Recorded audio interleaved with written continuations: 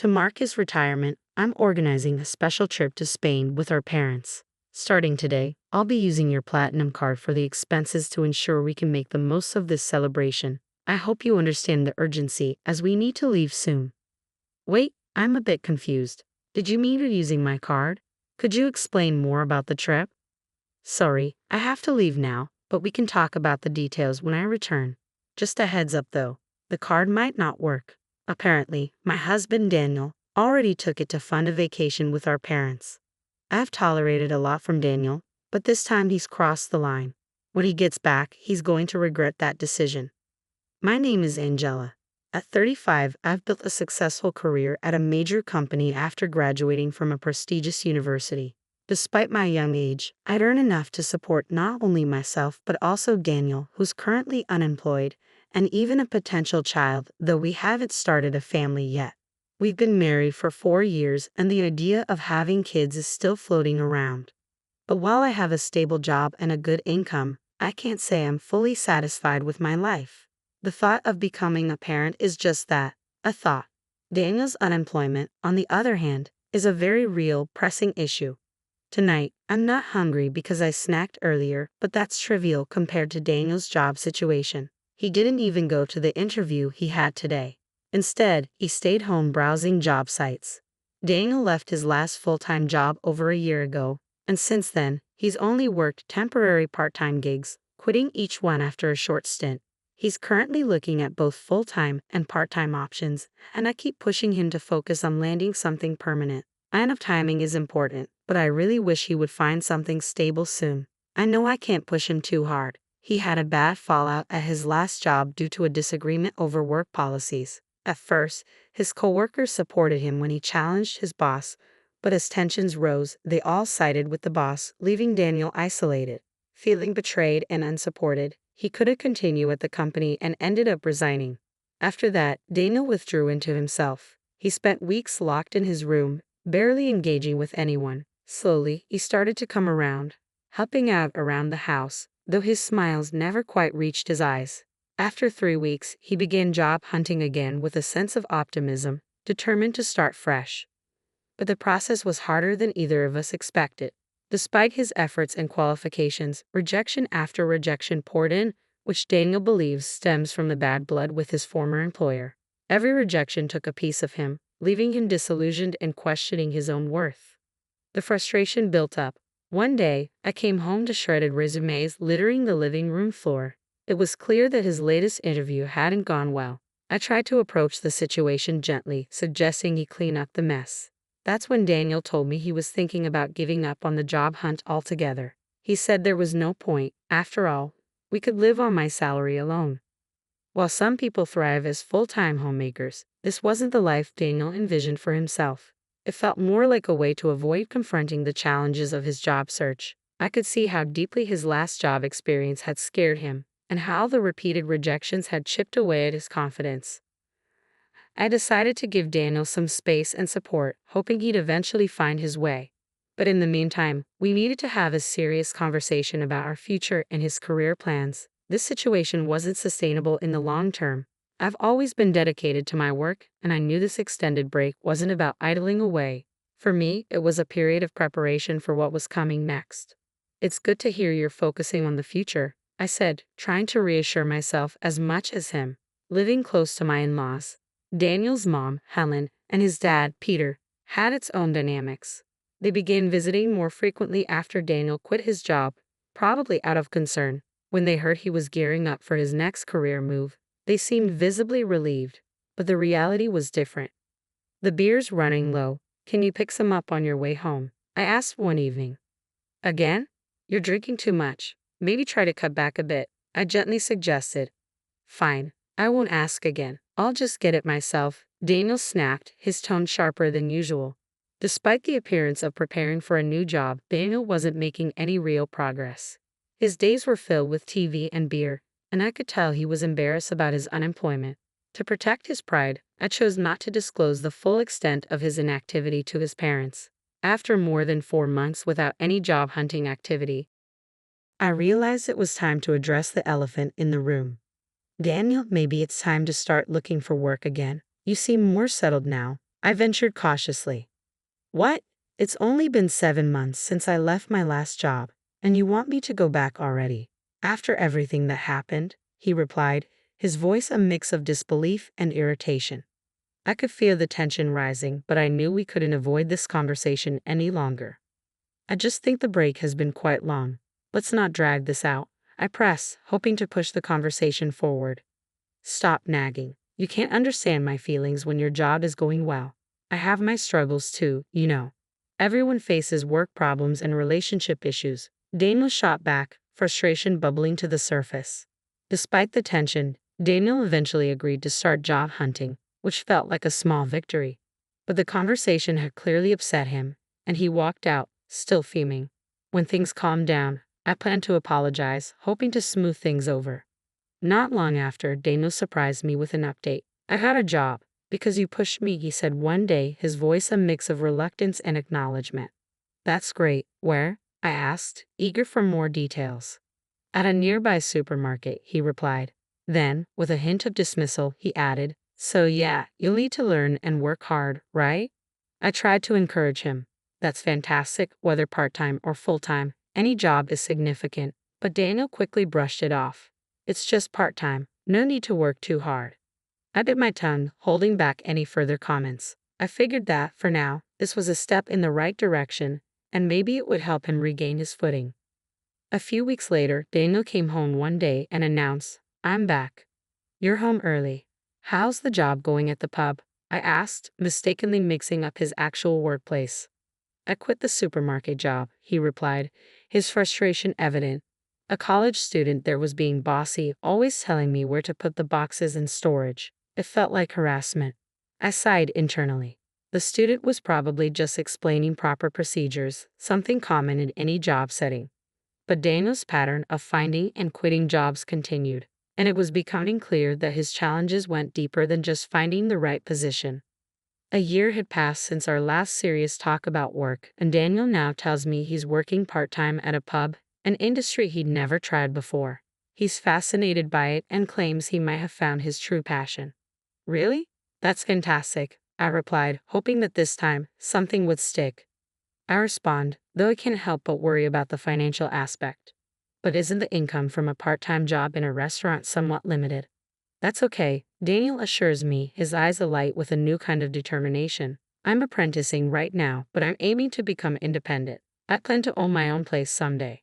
That sounds like a solid plan, I reply, genuinely pleased to see him with a goal. Wanting to encourage him, I added, here, take this and treat yourself to something nice for once, handing him some money to support his new venture. However, the reality behind Daniel's optimistic facade soon became clear. Just 5 days after our conversation, he quit the pub job. Worse, he continued to deceive everyone around him, including his parents, from whom he accepted money under false pretenses. This revelation hit hard, and I found myself grappling with growing frustration and disappointment. Determined to address the issue head-on, I seized the opportunity one evening while he was watching a movie. Hey Daniel, let's talk, I said, reaching for the remote and pausing the film. It's frustrating when you pause at the best part. What is it? Daniel complained, clearly irritated. Daniel, you're 37 now, right? That's prime working age. Don't you think about the future? You spend all day at home, drinking and watching TV. The future? There are plenty of 37-year-olds not working. Lots of people enjoy life without a job, he retorted defensively. True, work isn't everything, but those people have something they're dedicated to. Do you have something like that? Yeah, I know you're upset about me not working. I'll look for another part-time job, Daniel replied, his tone dismissive but with a hint of concession. Though he seemed set on working only part-time, considering his history of quitting jobs and his deeper issues, I had been cautious about pushing him too hard. But now it was clear, Daniel needed to find some stability. Then, one day while I was at work, I received an unexpected text from Daniel. Dad's retiring, so we're going to Spain to celebrate. Starting today, I'm borrowing your platinum card. We're going to enjoy ourselves on your credit card. Alarmed, I stared at my phone, unsure of what to do next. I call him immediately.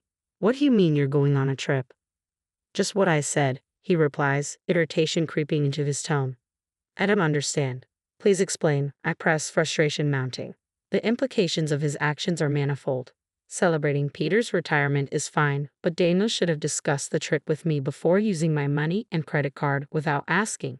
The thought that he might have told his parents he paid for it himself, using my credit card no less, only fuels my anger and sense of betrayal. This situation serves as a stark reminder that despite some steps forward, we still have deeper issues to confront. Daniel's recent actions highlight a significant moment in our ongoing struggles with responsibility and communication. As we discuss his upcoming trip to Spain, something he said caught my attention. You mentioned borrowing a credit card. Do you mean the one from our house? I ask. Yeah, why? He replies nonchalantly. Daniel, I own a platinum credit card. Contrary to popular belief, it's not just for those with high incomes. Factors like credit history and stable income play a part. It's possible to secure one in your 30s despite its high annual fee.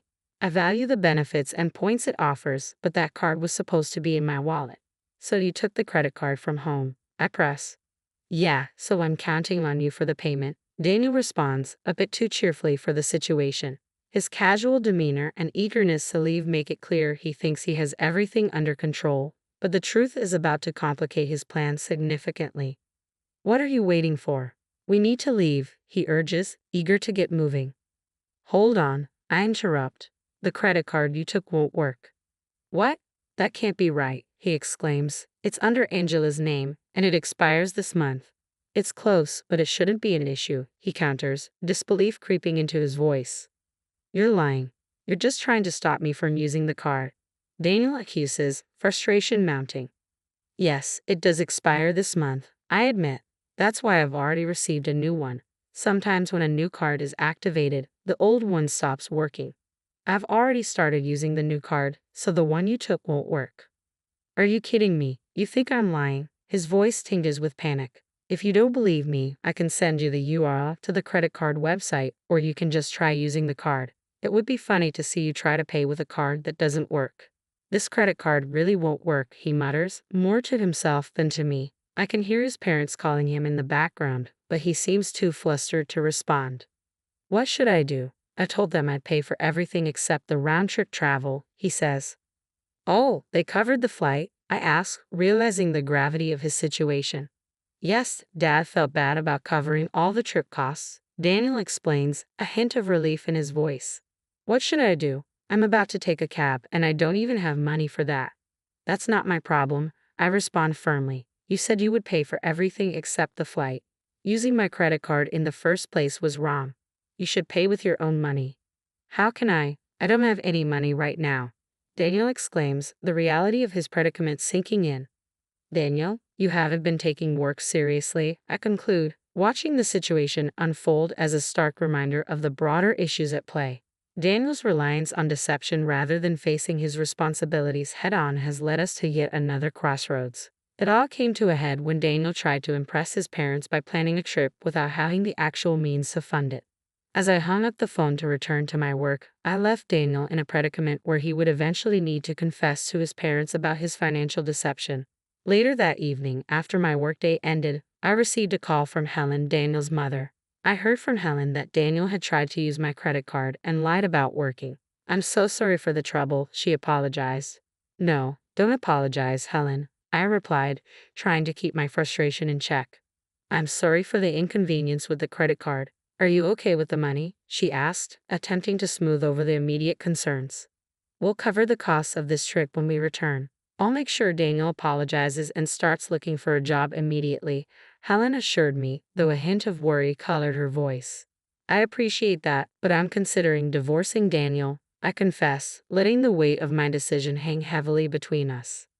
Divorce? Because of this? Helen's surprise was evident even over the phone. It's part of it, I admitted. Daniel has been taking money from me for a while. I stopped giving him cash to limit his drinking. He got a part-time job and started buying his own alcohol, but his salary couldn't cover his daily expenses. He's been taking money from my wallet to buy alcohol, sometimes just $10, other times $50. Over the year, it added up. When he took my credit card for this trip, it made me realize he had no intention of changing. I understand. Should I inform Daniel about the divorce? Helen asked, her tone now somber. Could you just tell him I want a divorce? We can discuss the rest when he gets home, I requested, hoping to manage the situation more personally. The next morning, I received a call from Daniel, likely having learned about the divorce from Helen. Feeling drained, I chose not to answer. That evening, when I returned home from work, I found Daniel waiting for me in the living room, having cut his trip short. I'll start working seriously now. Please don't leave me, he pleaded, his apology seeming sincere. Seeing him apologize and show remorse was unexpected, but it came far too late. He had a whole year to change, yet here he was asking for another chance after all my repeated warnings and the countless opportunities he wasted. I'm not going to give you another chance, Daniel. You gave up on me a long time ago. My decision is final. Can you please leave? I said, standing firm in my resolve to move forward without him. The cycle of broken promises had to end, along with our path together. Please don't say that. If you won't let me stay, should I move out? He asked, desperation creeping into his voice. Only if you can afford the rent here, I replied, my voice steady despite the storm of emotions swirling inside me. Daniel fell silent, the harsh reality of his financial instability and the looming divorce weighing heavily on him. He had no money for next month's rent, let alone a steady income to depend on. As the realization set in, he seemed to shrink before my eyes. With no options left, he quietly left the house. I watched him go, a part of me wanting to offer help for transportation, but I reminded myself that Daniel wasn't a child. He needed to manage his affairs. It was a sad moment, seeing him depart under such strange circumstances. Later, after Daniel had gone to his parents' house, Helen called me. They had let him stay for the night, but told him he must leave the next day. They were worried that if he stayed longer, it might encourage his dependence on them. As tough as it was for them, they believed it was necessary for Daniel's development. When Daniel returned to our house, desperation was clear in his voice. Please help me. I've got nowhere to go and no money, he pleaded. That's the result of your actions. You need to handle this yourself, I responded firmly. Over the past year, all Daniel had done was neglect his responsibilities and do as he pleased. It was painful but necessary to deny him entry, turning him away right at our doorstep. The divorce proceedings, though tense, were expedited with the support of his parents. I'm not entirely sure what became of Daniel afterward. He's likely still hopping from job to job, crafting excuses for his situation. I thought I would feel lonely without him, but I didn't. His presence had been a constant source of stress, always walking on eggshells to avoid upsetting him. Now free from the need to accommodate his whims, I've been living more comfortably. Unknowingly, our life together had become a burden, one I hadn't fully recognized until he was gone. Relieved of that weight, I now find myself living a lighter, more authentic life, no longer tethered to the needs and failures of someone else.